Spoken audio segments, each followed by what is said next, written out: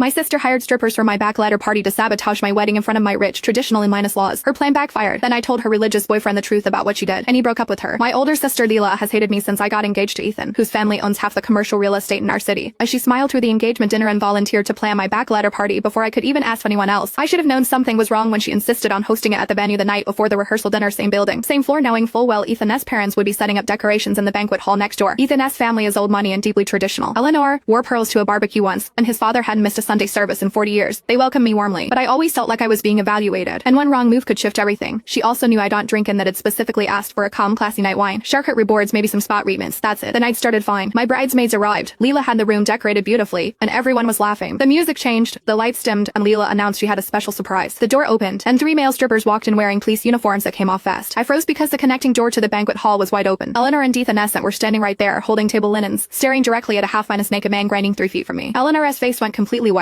She set the linens down very slowly and walked out without a word. Ethan followed in silence. I turned to Leela, and she was laughing so hard she was crying, holding her phone up to record everything. Lighten up, it's your bachelorette. She yelled over the music. I was shaking. I tried to get the strippers to leave, but they spent hours and wouldn't refund the money. My maid of honor finally helped me shut it down, and I spent the next hour in the bathroom calling Ethan in tears. He didn't pick up 3 times because his parents. His voice was tight. My mother is reconsidering attending the wedding. That sentence almost killed me. Leela showed up at the bathroom door acting concerned. It was just a joke. You're overreacting. Everyone has strippers at their bachelorette. I looked at her face and saw it clearly for the first time. She was sorry. She had planned this deliberately. She picked that venue knowing the door connected to the banquet hall. She invited strippers no one there would see. She recorded it knowing she could spread it further. This was a joke. It was calculated sabotage from someone who was supposed to love me. I spent the next morning on the phone with Eleanor, explaining that I had nothing to do with it. She was cold but listened. Ethan backed me up and showed his parents the text thread words. The text thread words specifically told Leela no strippers, no clubs, no drinking games. Eleanor agreed to attend the wedding but told me privately that trust takes time to rebuild. The wedding happened. It was beautiful, but there was a tension behind Eleanor's eyes that hadn't been there before, and I knew exactly who put it there. After the honeymoon, I sat with the anger for weeks. Leela had been posting photos from the bachelorette on her private Instagram like it was hilarious. Was deeply religious, a youth group leader at their church, the kind of man who prayed before meals at restaurants and talked about purity openly. I had no idea what Leela did that night. More importantly, he had no idea Leela had been grinding on the strippers herself. In the videos, she was pressed against one of them, hands all over his chest, laughing while he lifted her and spun her around. She looked nothing like the modest church girlfriend Gabriel thought he was dating. I called Gabriel on a Tuesday afternoon, told him everything calmly, and sent him every video. He watched them without saying a word. Thank you for telling me, and hung up. 2 days later, Leela called me, screaming so loud I had to hold the phone away from my ear. Gabriel had ended things that morning and told their entire church community why. She hasn't spoken to me since, and I sleep perfectly fine.